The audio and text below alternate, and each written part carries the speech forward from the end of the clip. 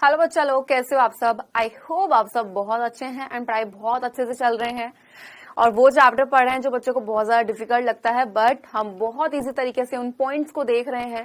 मैंने बहुत ही आसान तरीके से आपको ये सारे पॉइंट्स जो हैं पढ़वा रही हूँ या आपको याद करवा रही हूँ कि बेटा देखो इस पॉइंट्स को ऐसे करना है। क्लियर? क्योंकि इस चैप्टर में जब आप भाई सब कुछ बहुत अच्छे से पढ़ दो, बड़ा मजा आता है क्लासिफिकेशन ये सब पढ़ने में, है ना। लेकिन जैसे जैसे आगे बढ़ते हैं कि भाई यहाँ पे किस तरीके से बांटा गया, वर्गीकरण किस किस तरीके से किया गया, तो बच्चों को लगता है कि भाई मैम कैसे याद करेंगे इतने सारे। तो इतने डिफिकल्ट नहीं है, उन्हीं चीजों को मैं आपको आसान बना रही हूँ और बहुत ही आसान तरीके से पॉइंट्स आपको बता रही हूँ, समझा रही हूँ। और मैंने साफ बोला है कि रटना नहीं है, आपको सिर्फ समझना है और चीजों को बस याद रखना है कि कैसे क्या चीज होती है। ठीक है, चलिए लेक्चर नंबर 5 पे बढ़ते हैं आगे और एक बार देख लेते हैं पहले वाली क्लास में हम लोगों ने क्या पढ़ा था। तो बेटा इससे पहले वाली जो क्लास हुई थी उसमें जो मैंने आपको पढ़ाया था, भाई देखो ध्यान से बिल्कुल, मैंने एक तो आपको भाई यहाँ पे बताया था पॉरीफेरा, ठीक, और सीलेंट्रेटा। ये दो संघ तो मैंने आपको बेटा पढ़ाए थे। टोटल आपके कितने संघ थे? 11 संघ हैं। टोटल कितने संघ हैं? 11, जिसमें से टीनोफोरा आपके कोर्स में नहीं है, बट मैं फिर भी छोटा सा ही है तो मैं बता रही हूँ आपके नॉलेज के लिए। ठीक है, तो कोई दिक्कत नहीं है बेटा, अगर एक्स्ट्रा चीज आ जाती तो पढ़ने के लिए। तो टोटल जो है 11 संघ हैं, जिसमें से भाई 10 संघ आपकी बुक में एनसीईआरटी में दिए हुए हैं। टीनोफोरा आपके कोर्स में नहीं है। मैं आपको फिर भी बता रही हूँ कि बेटा इसको इस तरीके से पढ़ना है, ऐसे पढ़ना है, छोटा सा ही है बहुत। और टीनोफोरा याद रखना, पहले वो सीलिएंट्रेटा में ही था, बाद में उसको एक अलग संघ बना दिया गया। क्लियर है? और यहीं पे तो आपका जो टीनोफोरा है, याद रखना टीनोफोरा जो है आपका क्या है? सबसे छोटा संघ है। क्लियर? और वहीं पे अगर हम सबसे बड़ी की बात करते हैं तो बेटा वो हो जाता है कौन सा? आर्थ्रोपोडा। आर्थ्रोपोडा सबसे बड़ा और टीनोफोरा कौन सा है भाई? आपका सबसे छोटा संघ है। ये पढ़े तो थे हमने उससे पहले, लेकिन मैंने आपको एक चीज और बताई थी कि भाई जंतुओं को किस आधार पर बांटा गया है। क्लियर? ये सब चीज जो है हम इससे पहले वाले लेक्चर में देख चुके हैं। अब बारी है आज की। बेटा आज जो मैं यहाँ पे आपको पढ़ाने वाली हूँ, टीनोफोरा पढ़ाऊंगी, एक बार थोड़ी सी चीजें यहाँ पे बताऊंगी।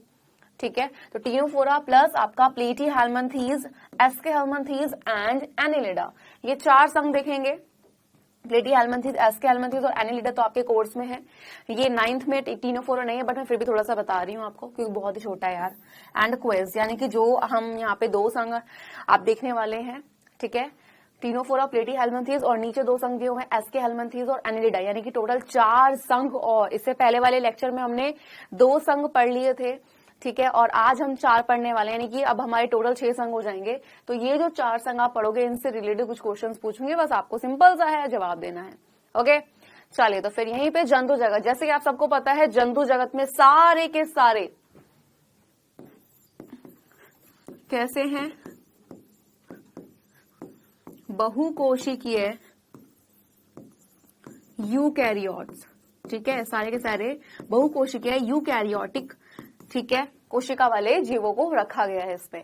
अब यहाँ पे हम ये पढ़ चुके हैं पॉरीफेरा और सीलिएंट्रेटा। अब टीनोफोरा, प्लेटीहेल्मिन्थीज, एस्केहेल्मिन्थीज और एनिलिडा हम लोग पढ़ेंगे, जिसमें हम सबसे पहले स्टार्ट कर रहे हैं टीनोफोरा को। जैसे कि मैंने आपको बताया है कि भाई ये वाला आपकी बुक में एनसीईआरटी में नहीं दिया होगा, तो बच्चे थोड़े कंफ्यूज हो जाएंगे, अरे मैम ये तो दिया ही नहीं है। बट फिर भी आपको छोटा सा है तो बेटा पढ़ने में कुछ नहीं जा रहा है, एक्स्ट्रा नॉलेज मिलेगी। टोटल इससे होगा कि आप पूरे 11 संघ पढ़ पाओगे। जहां पे 10 पढ़ रहे हो वहां पे 1 एक्स्ट्रा हो जाएगा, वो भी छोटा सा, तो कोई प्रॉब्लम नहीं है आई थिंक बड़ी।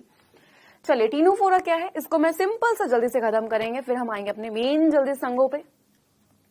हाँ जी, तो यह समुद्री एक रूपी तथा द्विअरीय सममित होते हैं। बेटा इन सबके मतलब बता चुकी हूँ, याद रखिएगा आपको। डायवर्सिटी इन लिविंग ऑर्गेनिज्म, यानी कि जीवों में विविधता, ये जो चैप्टर है, इस चैप्टर में आपको करना क्या है गाइस? इस चैप्टर में आपको स्टार्टिंग से लेके, ये इस चैप्टर के लिए नहीं है, इवन हर चैप्टर के लिए आपके लिए फायदेमंद होगा। जब भी आप कोई लेक्चर देखते हो उसको स्टार्टिंग से लास्ट तक पूरा देखना है। और प्लस L1 अगर देखा है तो L2 देखो, यानी कि L3 ने देखा, L4 पे आ गए तो चीजें समझ नहीं आती है, स्पेशली आपको इसमें तो नहीं आएंगी। क्लियर? जितने बच्चों ने, मैंने जब बताया था कि भाई जंतुओं का वर्गीकरण किस आधार पे किया गया, यानी कि इससे अगर पहले वाला लेक्चर को देखा है बेटा ध्यान से, तो आप लोग को ना यहाँ पे समझ आ रहा हो कि भाई ये क्या है, समिति क्या होता है। जिन्होंने नहीं देखा वो अभी तक कंफ्यूज होंगे कि मैम समिति होता क्या है। ठीक है, शरीर कैसा होता है? उपगोलाकार या चपटा होता है। एक बार इसका डायग्राम दिखाऊंगी, ध्यान से देखो कैसा है, उपगोलाकार है, चपटा है। अब आगे देखिए, इनके शरीर के ऊपर 8 पक्ष माभिकाएं पट्टिकाएं पाई जाती हैं जो प्रचलन में यानी कि मूवमेंट में सहायता करती हैं। कौन कौन सी है देख रहे हो, 1 2 3 4 6 7 8, ये जो ग्रीन कलर की यहाँ पे आपको दिख रही है। नेक्स्ट आ जाइए।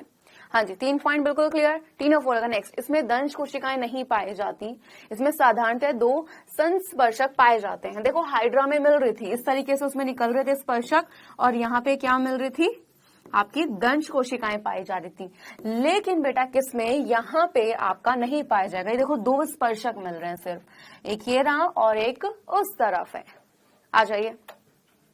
हाँ जी, पाचन गुहा में अनेक नलिकाएं पाई जाती हैं जिसमें, और साथ साथ गुदा यहाँ पे नहीं पाई जाती। नेक्स्ट, कंकाल तथा उत्सर्जन नहीं पाया जाता है। जंतु उभयलिंगी होते हैं। उभयलिंगी कौन होते हैं बेटा,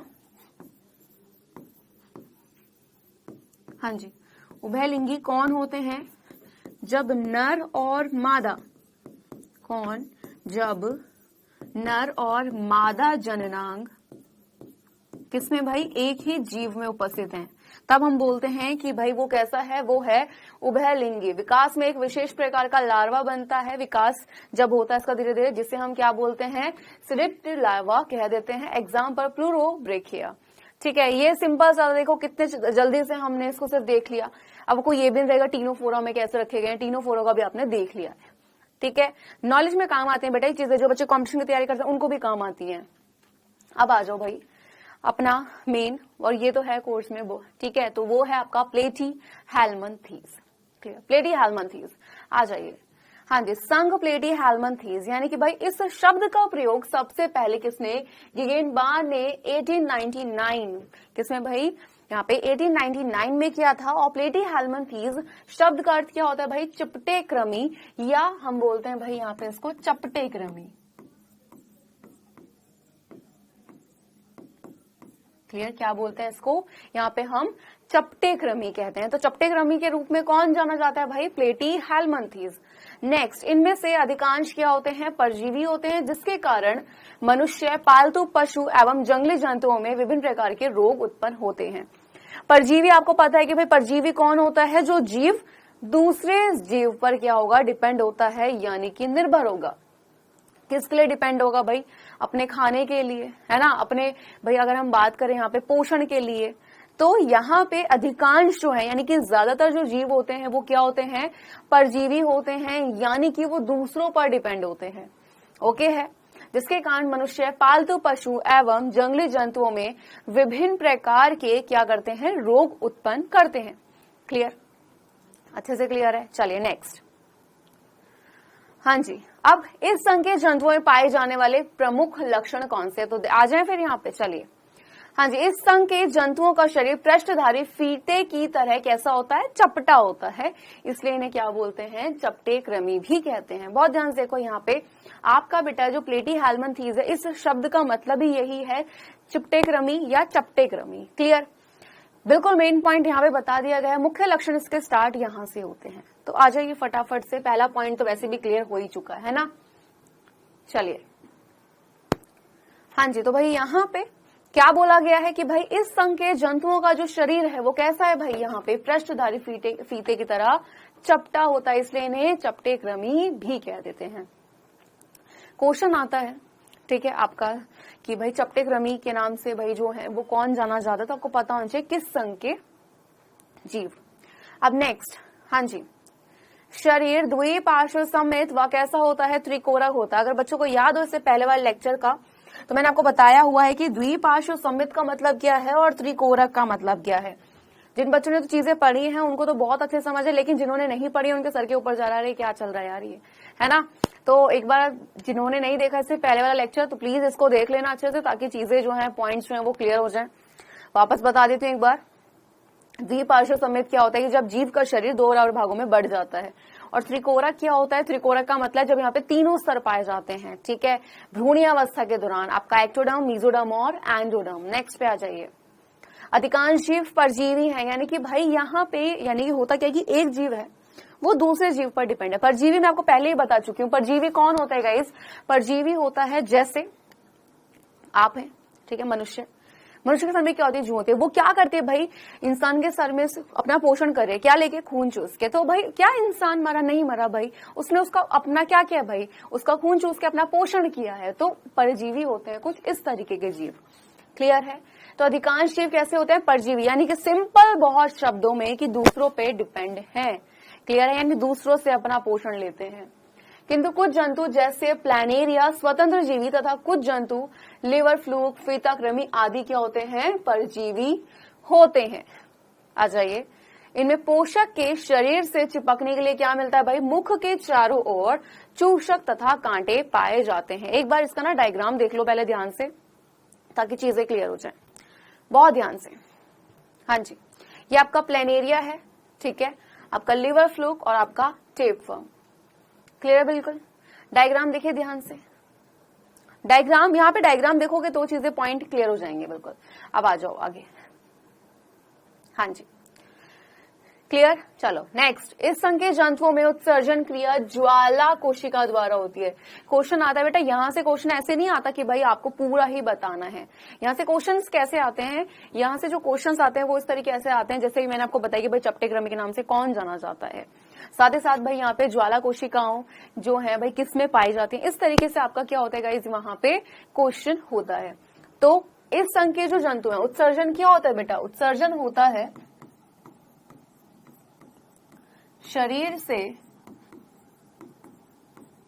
बेकार पदार्थ,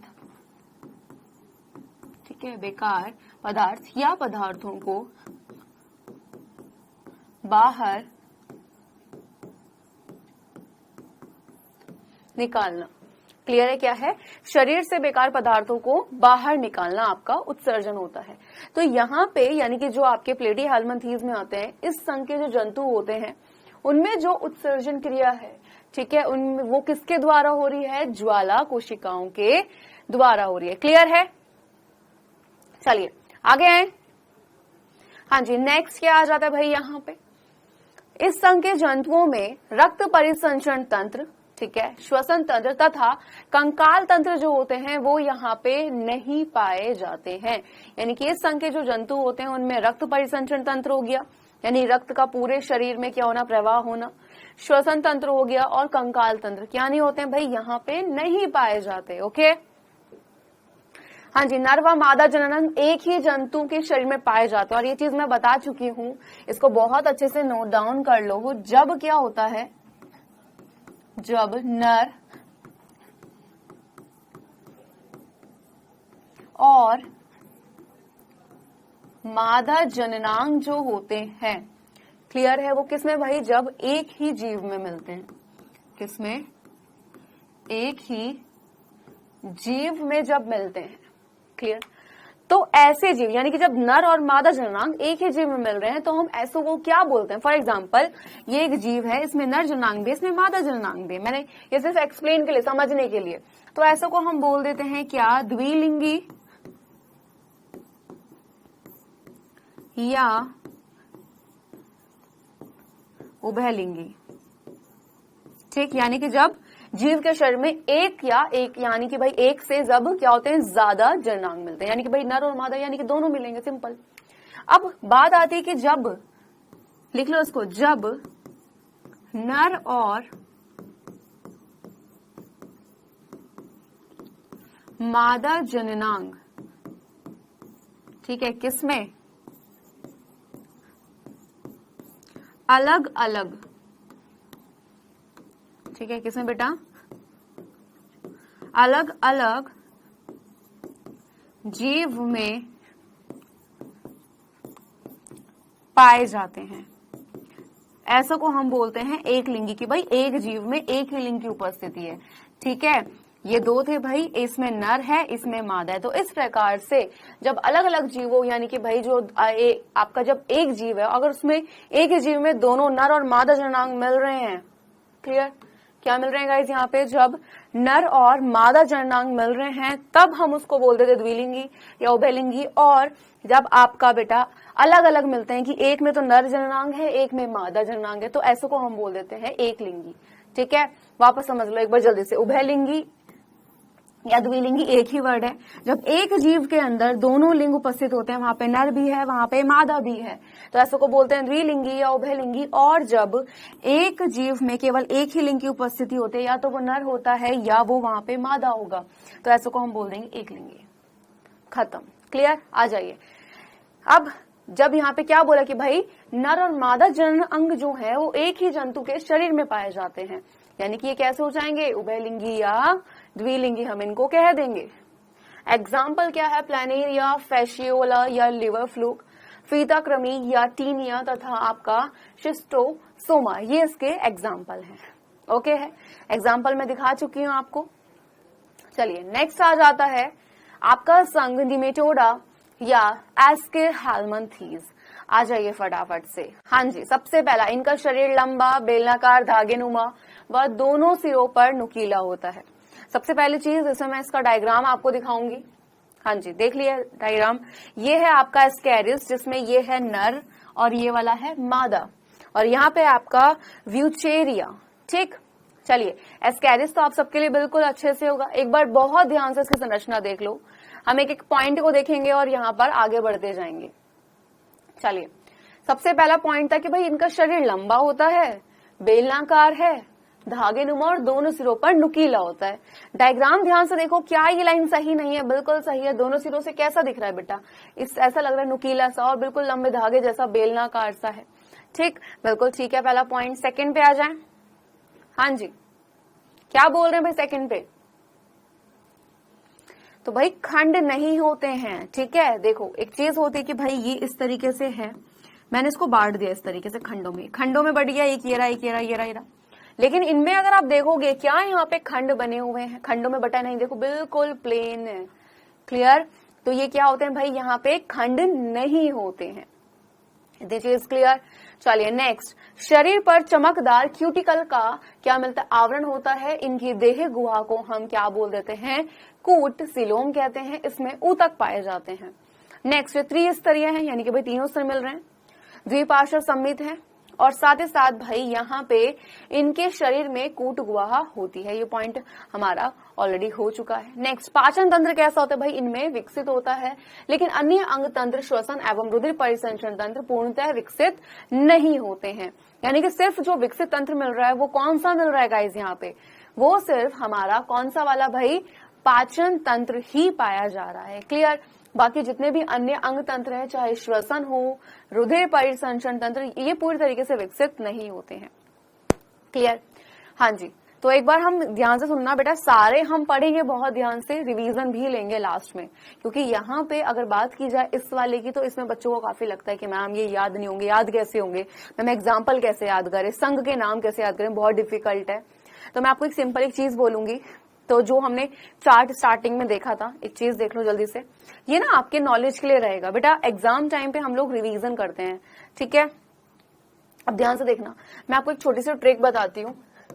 चलो अब देखो, मैंने फॉर एग्जाम्पल मैंने यहाँ पे एक लाइन लिख दी, मैंने कहा बेटा इस ट्रिक के जरिए आपको ये याद करनी। अब एक बच्चा तो उसको याद कर पा रहा है ना, दूसरा बच्चा उसको समझ भी नहीं पाए, तो ऐसी चीजें हम नहीं करेंगे। ठीक है, तो मैं यहाँ पे आपको एक टास्क क्या देती हूँ, मैं ये देती हूँ कि भाई देखो, इन सब के स्टार्टिंग के वर्ड उठा लो, पॉरीफेरा का पो, ना का ना, यानी कि भाई इन सब के स्टार्टिंग के वर्ड उठा लो और क्या करो, इनसे अपनी एक स्टोरी क्रिएट करो, यानी अपनी एक स्टोरी बनाओ। ठीक है, जैसे प यहाँ पे या निडेरिया, आप किसको ले सकते हो भाई? यहाँ पे नाइडेरिया को ले सकते हो या फिर सीलियंट्रेटा को ले सकते हो, जिससे भी आपको याद रहे। यानी कि इन सब से, इनके स्टार्टिंग के वर्ड से एक एक ऐसी ट्रिक बना लो जो आपको याद रहे। ठीक, जैसे मैंने उसमें बताई थी प्रोकैरियोटिक एंड यूकैरियोटिक कोशिका, जो आपको पढ़ाया था कि प्राचीन आंटी को लाके गोली मारी। इस तरीके से आपको स्टोरी बनाई है यहाँ पे, और उसको याद रखने का तरीका होना चाहिए, ताकि आपको याद हो जाए कि भाई इससे ये वाला संघ है, इससे ये संघ है। इस तरीके से आपको क्या करनी है भाई? वहां पे खुद की स्टोरी क्रिएट करनी है। क्लियर? बिल्कुल। चलो, तो यहाँ पे इस तरीके से याद रखना है। क्लास के आखिर में पूरा रिविजन करवाऊंगे, तो टेंशन नहीं ही लेनी है। चलो, हाँ जी, अब ये चीज हो चुकी है, हमारा एस्केहेलमिंथेस चल रहा है। आ जाइए, ये पॉइंट भी क्लियर हो गया है। नेक्स्ट, इस संघ के अधिकांश जीव कैसे हैं? इसके भी परजीवी हैं।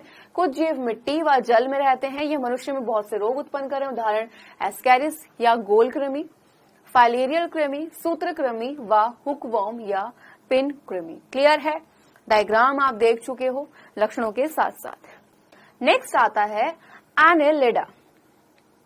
क्लियर है? नेक्स्ट क्या आ रहा है भाई? नेक्स्ट जो आ जाता है गाइस वो आ जाता है यहाँ पे आपका एनेलिडा। चलिए तो भाई यहाँ पे क्या बोल रहे हैं? यहाँ पे बोल रहे हैं इस संघ के जंतु लंबे बेलनाकार कोमल शरीर वाले तथा साधिसा द्विपार्श्व सममित तथा त्रिस्तरीय होते हैं।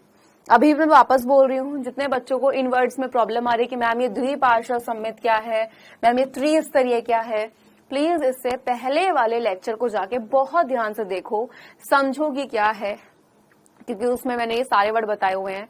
जब आपका जंतुओं का वर्गीकरण स्टार्ट हुआ था तो मैंने वहां पे सबसे पहले यही बताया था कि बेटा जंतुओं को जब इतने सारे संघ बनाए गए थे अलग अलग, वो किस बेसिस से बनाए हैं वो चीज आपको पता होनी चाहिए।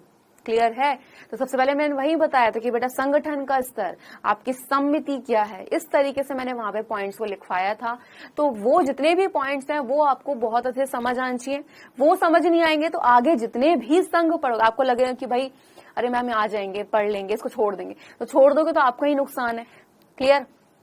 क्योंकि आधे से ज्यादा जितने भी यानी कि जितने भी संघ है, एक क्या बोलूं, सारे ही संघ जो है वहां पे ये वर्ड्स आएंगे, क्योंकि भाई मेन पॉइंट है जो बांटे गए हैं, यानी कि जंतु जगत जो है उसके जब बहुत सारे अलग अलग संघ बनाए गए, वो किस बेसिस पे बनाए गए, यानी किस आधार पे वहां पे संघ बनाए गए, वो तो पता होना चाहिए। तभी तो संघों को आगे पढ़ो कि भाई इस संघ में अच्छा ये वाले जीवों को रखा गया है। तो ये सारी चीजें बहुत अच्छे से पता होनी चाहिए।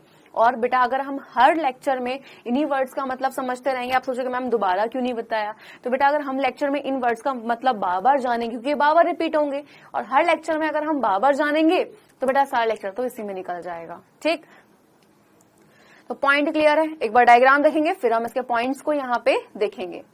चलिए तो भाई ध्यान से देख लीजिए, बहुत ध्यान से। ये आपका नेरेस, केचुआ और ये है जोंक। जोंक तो भाई आप सबको बहुत यहाँ पे अच्छे समझ आना चाहिए भाई, ये तो बहुत कॉमन एग्जाम्पल है, सब बच्चों को पता भी होता है जोंक क्या होती है। चलिए, हाँ जी, जोंक भी परजीवी होती है एक। ओके है, देख लिए? क्लियर? चलो बढ़े आगे, आ जाओ फिर पॉइंट्स पे। हाँ जी, सबसे पहला क्लियर हो चुका है। इस संघ के जंतु कैसे हैं? लंबे हैं, बिल्कुल बेलनाकार कोमल शरीर वाले, द्विपार्श्व सममित और त्रिस्तरीय होते हैं। हाँ जी, नेक्स्ट पे आ जाइए। शरीर अनेक छल्लेदार खंडों का बना होता है। अगर आपने देखा होगा बेटा अभी यहाँ पे इस जीव के शरीर में, इससे पहले जब हम देख रहे थे तो वहां पे मैंने बोला बेटा बिल्कुल प्लेन है, लेकिन यहाँ पे आप देख रहे हो कि यहाँ पे इस तरीके से लाइंस बन रखी हैं, इस तरीके से। ठीक, यानी कि बेटा अनेक छल्लेदार खंडों का क्या होता है, क्या बना होता है? जीव का शरीर बना होता है। नेक्स्ट पॉइंट, इनके शरीर की संरचना नली के अंदर नली के रूप में होती है। ठीक, इनमें वास्तविक देहुआ पाए जाते हैं। देहुआ को हम इनकी क्या कहते हैं? सीलोम कहते हैं। देहुआ क्या कहते हैं? शरीर के अंदर एक जो गुहा, गुहा का मतलब क्या? गुफा जैसी रचना, खाली जगह। ठीक है, तो देहुआ क्या है भाई? इनको हम बोलते हैं सीलोम। नेक्स्ट, इनमें पाचन हो गया, संवहन, उत्सर्जन, जनन व तंत्रिका तंत्र पाए जाते हैं, और उत्सर्जी अंग को नेफ्रीडिया। ये क्वेश्चन यहाँ से आता है कि नेफ्रीडिया क्या है, तो बेटा उत्सर्जी अंग जो होते हैं वो क्या कहलाए जाते हैं? इसमें नेफ्रीडिया कहलाते हैं। नेक्स्ट पॉइंट, ये जलीय और स्थलीय दोनों प्रकार के होते हैं, यानी कि भाई ये कहाँ पे? भाई ये जल में भी रहते हैं, जल में जो रहते हैं उनको क्या बोलते हैं? जलीय। क्लियर? और जो स्थल पर रहते हैं उनको क्या बोल देते हैं? स्थलीय। ठीक है, इन संघों को मैं आपको एक साथ बहुत सारे नहीं कराऊंगी, वरना आप खुद ही कंफ्यूज हो जाओगे कि मैम ये एक संघ क्या था। ठीक है, आपको एकदम से याद नहीं होंगे, इसलिए मैं धीरे धीरे करके आपको संघ समझा रही हूँ। हाँ जी, तो जल जो है वो क्या है? यानी कि भाई जल में रहने वालों को हम बोलते हैं जलीय, और जो स्थल यानी कि धरती पर रहते हैं उनको बोला जाता है स्थलीय। ओके, तो ये जलीय और स्थलीय दोनों प्रकार के, यानी कि भाई इसमें ऐसे जीव हैं जो जल में भी रहते हैं और स्थल पर भी। जलीय एनेलिडा लवणीय तथा अलवणीय दोनों प्रकार के जल में पाए जाते हैं। क्लियर? उदाहरण नेरिस हो गया, केचुआ और जोंक, और इसके डायग्राम आपके सामने है।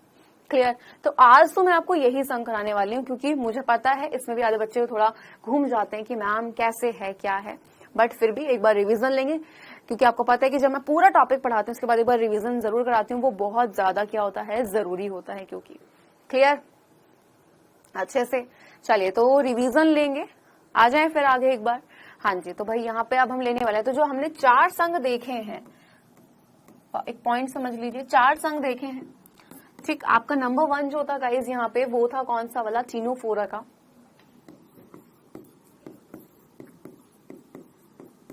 टीनोफोरा आपकी एनसीईआरटी में नहीं दिया, ठीक है, बट मैंने फिर भी कराया क्योंकि टोटल संघ है 11, ठीक। 10 संघ आपकी एनसीईआरटी में दिए हुए हैं, ठीक, लेकिन एक नहीं दिया है। अब उस एक को क्या छोड़ना, वहां पे भी जानते हैं भाई क्या है, तो इसलिए मैंने आपको फिर भी पढ़ा दिया। ओके चलो, तो एक बार यहाँ पे एक बार रिवीजन ले ले, आ जाइए फिर। स्टार्टिंग से हम लोग सारे पॉइंट्स पे आने वाले वापस से, ताकि चीजें और अच्छे से क्लियर हो जाएं एंड जो कंफ्यूजन था वो भी दूर हो जाए, ठीक है। चलो तो भाई फटाफट से, हाँ जी, सबसे पहले टीनोफोरा को लिया था। टीनोफोरा कहाँ पे है भाई, समुद्री है, एक रूपी और द्विअर्य सममित है। शरीर उपगोलाकार या चपटा होता है। शरीर के ऊपर 8 पक्षमाभिकाएं पट्टिकाएं पाए जाते हैं, जो किसमें प्रजनन यानी कि मूवमेंट में क्या करती हैं भाई, सहायता कर रही हैं। इनमें दंश कोशिकाएं नहीं पाई जाती, लेकिन हाँ 2 संस्पर्शक पाए जाते हैं। और पाचन गुहा में क्या मिलते हैं, अनेक नलिकाएं और गुदा नहीं पाई जाती। कंकाल और उत्सर्जन तंत्र यहाँ पे नहीं पाया जाता, और ये साथ ही साथ कैसे होते हैं, उभयलिंगी होते हैं। क्लियर। एग्जाम्पल क्या है, प्लूरोब्रेकिया। फिर आए हम अपने मेन प्लेटीहेल्मिन्थेस। हाँ जो प्लेटीहेल्मिन्थेस जो होता है भाई, इस शब्द का प्रयोग सबसे पहले गिगेनबार्ग ने 1899 में किया था, जिसका मतलब ही क्या होता है, जिसका मतलब हो जाता है चपटे कृमि। ओके हाँ जी, इनमें से अधिकांश कैसे हो जाते हैं गाइस, इनमें से अधिकांश जो होते हैं वो होते हैं परजीवी, यानी कि दूसरों पर निर्भर है वो, जिसके कारण भाई मनुष्य, पालतू पशु हो गए, साथ साथ जंगली जंतुओं में अलग अलग तरीके से रोग उत्पन्न करते हैं, यानी कि अलग अलग प्रकार के, विभिन्न प्रकार के। अब लक्षणों को देखें, यहाँ पे सबसे पहला लक्षण भाई चपटे कृमि के नाम से इनको जानते हैं, एंड क्वेश्चन भी यही आता है कि भाई चपटे कृमि के नाम से कौन जाना जाता है। ओके चलिए नेक्स्ट, शरीर द्विपार्श्व सममित व त्रिकोरक होता है। क्या होता है आप भाई, शरीर जो होता है वो द्विपार्श्व सममित व त्रिकोरक होता है, यानी कि भाई यहाँ पे बता चुके 3 स्तर पाए जाएंगे, और जीव का शरीर सिर्फ एक ही अक्ष से रेखा जाएगी और 2 बराबर भागों में बांट सकती है। नेक्स्ट पॉइंट आपका यहाँ पे आए कि भाई अधिकांश जीव जो होते हैं वो कैसे होते हैं, परजीवी होते हैं, किंतु कुछ जंतु जैसे आपका प्लेनेरिया हो गया यहाँ पे, है ना, आपका साथ ही साथ बेटा स्वतंत्र जीवी तथा कुछ जंतु लिवर फ्लूक, कृमि आदि कैसे हो जाते हैं, परजीवी हो जाते हैं।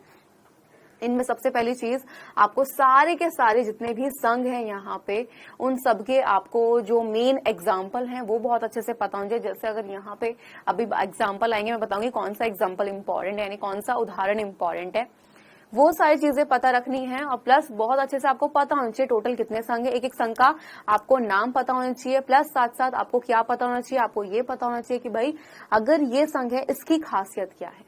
ओके हाँ जी, नेक्स्ट क्या बोल रहे हैं, इनमें पोषक के शरीर से चिपकने के लिए मुख के चारों ओर चूषक व कांटे पाए जाते हैं। आ जाइए, ठीक है, यहाँ पे इन पॉइंट को बहुत अच्छे से समझना है। जब भी ऐसे पॉइंट्स आते हैं ना, देखो जंतु के वर्गीकरण में आप क्या पढ़ रहे हो, इन संघों में आप क्या चीजें देख रहे हो।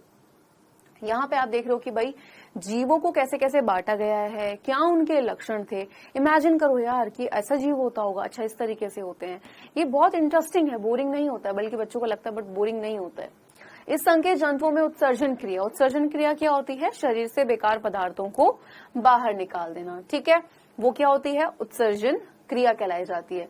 उसके लिए यहाँ पे क्या होती है, ज्वाला कोशिकाएं होती है, यानी कि ज्वाला कोशिकाओं के द्वारा होता है।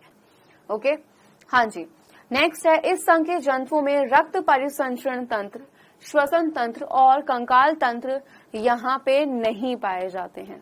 चलिए नेक्स्ट, नर व मादा जननांग एक ही जंतु में होते हैं। जब नर और मादा जननांग जो होते हैं, जब वो एक ही जीव में होते हैं, ऐसे जीवों को हम क्या बोलते हैं, द्विलिंगी, या हम इनको उभयलिंगी कह देते हैं। यहाँ पे एग्जांपल्स दिए हैं आपका प्लेनेरिया, फैशियोला या लिवर फ्लूक, फीता कृमि या टीनिया, बेटा प्लानेरिया का एग्जाम्पल इसमें इंपॉर्टेंट है कि भाई कहाँ पे, यानी कि भाई प्लानेरिया जो है उसको किसमें संघ में रखा गया है, इस तरीके से। तो प्लानेरिया यहाँ पे इंपॉर्टेंट है एंड मैंने आपको बोला है कि सारे जितने भी इंपॉर्टेंट एग्जाम्पल होंगे वो मैं आपको बताते चलूंगी साथ साथ। क्लियर? चलिए नेक्स्ट, फिर इसके बाद आया निमेटोडा या एस्के हेलमिंथेस। एंड यहाँ पे क्या देखा कि भाई इनका शरीर जो होता है वो लंबा होता है, बेलनाकार और धागे नुमा तथा दोनों सिरों से कैसा होता है भाई, वो नुकीला होता है। इसमें क्या नहीं मिलते हैं, खंड नहीं पाए जाते हैं। हाँ जी, शरीर पर चमकदार क्यूटिकल का, यानी कि ये इनका भाई शरीर है, इसके ऊपर क्या मिलता है, क्यूटिकल का आवरण होता है। इनकी देह गुहा को हम कूट सिलोम कहते हैं, यानी कि देह गुहा में बता चुके, देह का मतलब शरीर, गुहा का मतलब यानी कि शरीर के अंदर एक गुहा पाई जाती है, खाली जगह जो होती है, इसको हम कूट सिलोम कहते हैं सिंपल शब्दों में। ठीक है, जब आप 11th या 12th में जाते हो ना, वहां पे आप बहुत डिटेल में पढ़ोगे। अभी तो सिर्फ आपके उसमें बेसिक चीजें कि भाई क्या होता है, लेकिन जब आप आगे आगे बढ़ोगे, 11th 12th में जाओगे, 11th में आगे बहुत डिटेल में आएगा। इसमें ऊतक पाए जाते हैं। क्लियर? ये कैसे होते हैं भाई, ये आपके त्रिस्तरीय द्विपार्श्व सममित प्राणी हैं। इनके शरीर में कूट गुहा होती है। नेक्स्ट, पाचन तंत्र कैसा होता है भाई, यहाँ पे विकसित होता है, लेकिन अन्य अंग तंत्र जैसे श्वसन हो गया, रुधिर परिसंचरण तंत्र, ये पूरी तरीके से यहाँ पे क्या नहीं होते हैं भाई, विकसित पूरी तरीके से नहीं होते हैं। क्लियर? चलिए नेक्स्ट, फिर इस संघ के अधिकांश जीव कैसे हैं भाई, वो परजीवी हैं, कुछ मिट्टी व जल में रहते हैं, और यह मनुष्य में क्या करते हैं भाई, बहुत से रोगों को क्या कर देते हैं भाई, पैदा करते हैं। एग्जाम्पल दिया हुआ है एस्कैरिस या गोलकृमि। यहाँ पे एस्कैरिस का एग्जाम्पल बहुत ज्यादा ही इंपॉर्टेंट है। साथ ही साथ यहाँ पे एग्जाम्पल दिए हैं फाइलेरियल कृमि, सूत्रकृमि, ठीक है, व हुकवर्म, ठीक है, और प्लस पिन कृमि। तो यहाँ पे एस्कैरिस या गोलकृमि, ये एग्जाम्पल बहुत ज्यादा ही क्या है, इंपॉर्टेंट है। चलिए, संघ एनेलिडा, यहाँ पे क्या है कि भाई इस संघ के जंतु कैसे हैं, लंबे बेलनाकार कोमल शरीर वाले और द्विपार्श्व सममित तथा कैसे होते हैं, त्रिस्तरीय शरीर, अनेक छल्लेदार खंड। यानी कि भाई मैंने बोला बेटा जब ये इस तरीके से क्या है, बिल्कुल प्लेन है, लेकिन जब यहाँ पे इस तरीके से छल्लेदार संरचनाएं मिल रही है तो क्या बट रहा है ये भाई, ये खंडों में बटा हुआ है। क्लियर? तो छल्लेदार खंडों का बना होता है। शरीर की संरचना नली के अंदर नली, नली के अंदर नली, इस तरीके से क्लियर इनके रूप में होती है। इनमें क्या होते हैं भाई, वास्तविक देह गुहा यहाँ पे पाई जाएगी। इनके देह गुहा को हम क्या कहते हैं, सीलोम। ओके है, पॉइंट क्लियर? चलो नेक्स्ट, इनमें पाचन व संवहन, उत्सर्जन, ठीक है, जनन व तंत्रिका तंत्र क्या होते हैं यहाँ पे पाए जाते हैं, और साथ ही साथ इनके उत्सर्जन को हम क्या कहते हैं, नेफ्रीडिया कह देते हैं। ये जलीय और स्थलीय दोनों प्रकार के होते हैं, यानी कि भाई ये जल में भी रहेंगे और स्थल में भी रहेंगे। जलीय एनेलिडा जो होते हैं लवणीय तथा अलवणीय, यानी कि खारे और मीठे। खारा क्या होता है बेटा, समुद्र होता है, ठीक है। खारा वो होता है जैसे समुद्र का पानी, क्यों, क्योंकि उसमें नमक होता है, यानी इसलिए हम उसको बोल देते कैसा है, लवण वाला, यानी कि लवणीय है। और साथ ही साथ अलवणीय जहाँ पे नमक नहीं होता, खारा नहीं होता, यानी कि मीठा पानी। ठीक है, दोनों प्रकार के ये जल में पाए जाते हैं। यहाँ पे एग्जाम्पल दिए हैं नेरिस, केचुआ और जोंक। केचुआ और जोंक दोनों ही यहाँ पे जो एग्जाम्पल हैं, यानी कि ये दोनों के दोनों उदाहरण बहुत ज्यादा क्या है, यहाँ पे इम्पोर्टेंट है। क्लियर? ये संघ हम लोगों ने देखे हैं आज। क्लियर है? तो ये जितने भी संघ आपने आज देखे हैं, ये सारे के सारे संघ, इनके लक्षणों को आपको एक बार खुद से रिवीजन करना है। क्लियर? इससे पहले वाला लेक्चर वापस बोल रही हूँ, जितने बच्चों ने नहीं देखा है यार प्लीज बहुत अच्छे से देखना। क्यों ऐसा बोल रही हूँ गाइस, क्योंकि पॉइंट समझ आएंगे। जहां पे मैंने बताया कि भाई क्यों वर्गीकृत किया गया है, यहाँ पे क्यों अलग अलग संघ बनाए, किस आधार पे बनाए हैं। जैसे हमने देखा था भाई 5 जगत वर्गीकरण जो है वो किसने वेटेकर ने किया था और इस आधार पे किया था। उस तरीके से जंतु जगत जो है उसके जो संघ बनाए गए हैं वो भी किसी चीज को ध्यान में रखकर बनाए गए हैं। ओके है, तो वो सब पता होने चाहिए।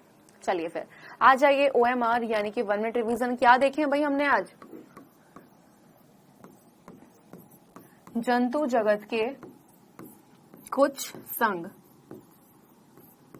ठीक है, कौन कौन से हमने यहाँ पे देखा है भाई, कौन कौन सा देखा है आपका, टीनोफोरा, प्लेटीहेल्मिंथेस, एस्केहेल्मिंथेस और एनेलिडा। क्लियर है? यहाँ पे ये संघ हम लोगों ने देख लिए हैं। ओके, अब बारी किसकी आई, क्विज की बारी आई। एंड गाइस क्विज का फर्स्ट क्वेश्चन जो है वो आपके सामने है, आंसर दीजिए। चपटे क्रमिक किस वर्ग से संबंधित है, फटाफट से, थोड़ा समय मिलेगा, जल्दी से आंसर कीजिए।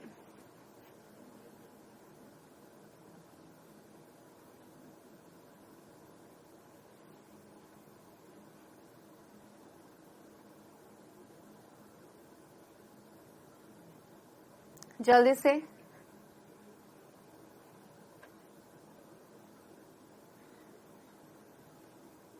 Okay, next question, tape worm यानी कि फीताकृमि कैसा जीव है? एंड 4 ऑप्शन वापस से आपके सामने।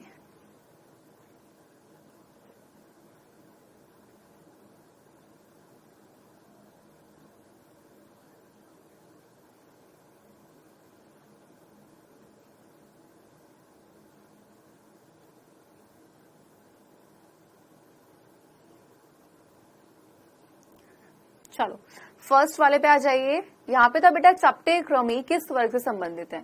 हमने स्टार्टिंग में देखा था, वहां पे आया था प्लेटीहेल्मिन्थेस, जिसका मतलब क्या है? चपटेक्रमी। ठीक है, यानी कि चपटेक्रमी क्या निमेटोड नहीं, पॉरीफेरा नहीं भाई, सीलेंथ्रेटा। पॉरीफेरा सीलेंथ्रेटा तो मैं पढ़ा चुकी हूँ। क्या वहां पे मैंने एक भी पारी आपको पॉइंट बताया? बिल्कुल नहीं बताया, है ना। आपका प्लेटीहेल्मिन्थेस बिल्कुल ठीक है, यानी कि आपका सही जवाब होता है आंसर ऑप्शन नंबर 4।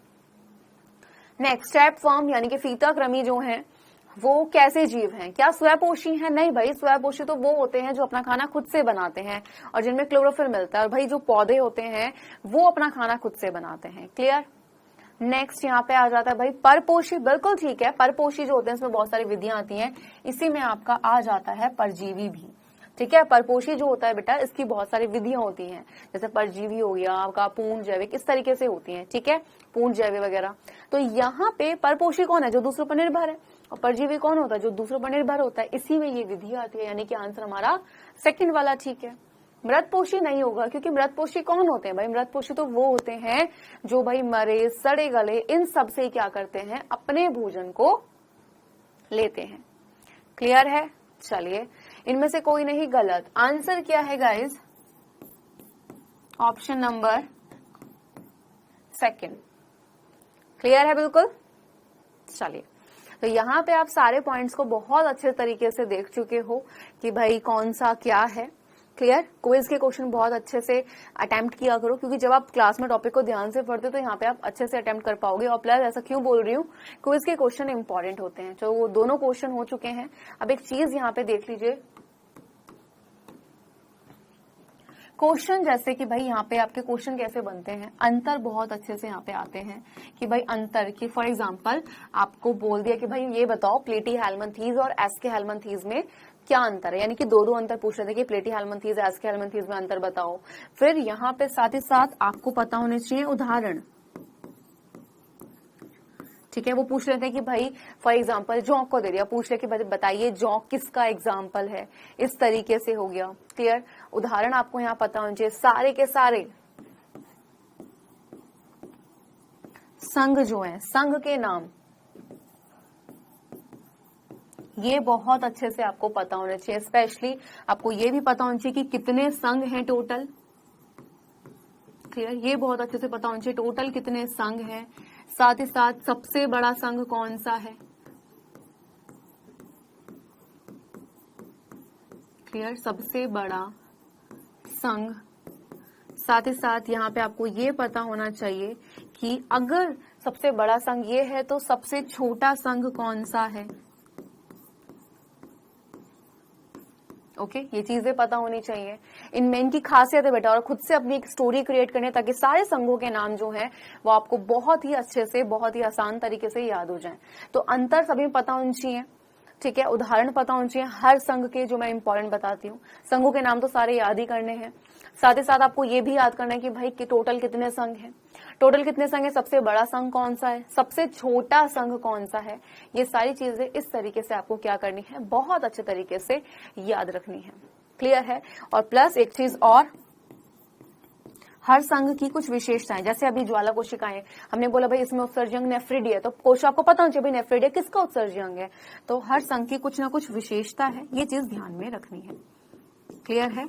और प्लीज जिस बच्चे ने वापस से रिपीट लेक्चर नंबर, इससे पहले वाला लेक्चर नंबर 4 आपका जो था भाई वो नहीं देखा है, तो प्लीज उसको बहुत ध्यान से देख लें, क्योंकि पॉइंट आपके वहां पे क्लियर हो जाएंगे।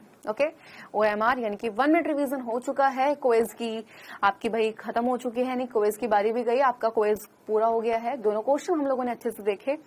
अब आ जाइए नेक्स्ट क्लास में क्या पढ़ेंगे। तो बेटा नेक्स्ट क्लास में मैं बढ़ाऊंगी इन संघों को आगे, यानी आप पढ़ेंगे और अन्य संघ। अभी तक हम कितने पढ़ चुके हैं भाई? इससे पहले वाले लेक्चर में हमने पढ़ा था पॉरीफेरा और आपका कौन सा वाला गाइस? सीलेंट्रेटा। आज हमने और 4 संघ पढ़ लिए, यानी कि 6 संघ हम लोग पढ़ चुके हैं। अभी कितने बचे हैं बेटा?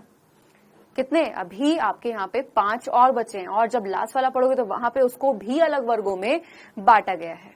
क्लियर? तो इस तरीके से हम सारे संघों को करेंगे पूरा, और मिलते हैं फिर जल्दी से नेक्स्ट लेक्चर में। और प्लीज अपने नोट्स को बहुत अच्छे से बनाइए, और साथ ही साथ डेली के डेली, जैसे आपकी आज अभी क्लास हुई है, अगर जिस बच्चे को भी थोड़ा लगता है कि भाई मैम ये पॉइंट ना हमें याद नहीं हो रहे, समझ नहीं आ रही, उसको एक बार समझो कहना क्या चाहते हैं, समझ लिए। अब अपने आपके दिमाग में पॉइंट अच्छे से बैठ गए कि हाँ भाई ये पॉइंट है। ठीक है, रिवीजन बहुत ज्यादा जरूरी होता है। जब भी कोई लेक्चर देखते हो, लेक्चर देखने के बाद में उसका रिवीजन जरूर किया करो, एक बार उसको चीजों को रिवाइज करो कि भाई आज की क्लास में हम लोगों ने आखिर क्या क्या चीजें पढ़ी हैं। ठीक है, इस तरीके जब आप सारी चीजों को पढ़ लेते हो तो फिर ऑटोमेटिकली आपको चीजें समझ आने स्टार्ट होती हैं। तो क्लास में तो पढ़ना ही पढ़ना है, जैसे आपका फ्री टाइम मिलता है आपको क्या करना है गाइज, यहाँ पे रिवीजन भी करना है, यानी कि रिवाइज करो चीजों को, तभी आपको वो बहुत अच्छे से समझ आएंगे। ओके, तो चलिए फिर मिलते हैं नेक्स्ट लेक्चर में और नए संघों के साथ। तब तक के लिए guys bye bye and take care.